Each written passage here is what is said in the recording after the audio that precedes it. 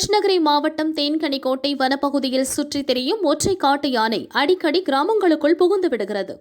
இன்று அதிகாலை 5 மணி அளவில் தொட்டி என்ற ஊருக்குள் நுழைந்தது.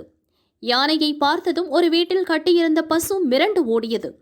சத்தம் கேட்டு வந்த மாட்டின் உரிமையாளர் ஜெயந்த் காட்டு யானையை பார்த்து அச்சத்தில் சத்தம் போட்டார்.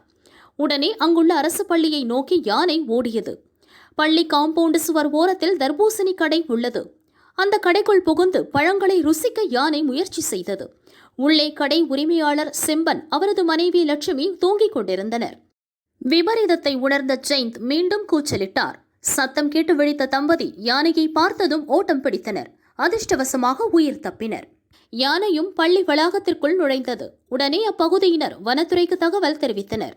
அவர்கள் யானையை விரட்டும் பணியில் ஈடுபட்டனர்.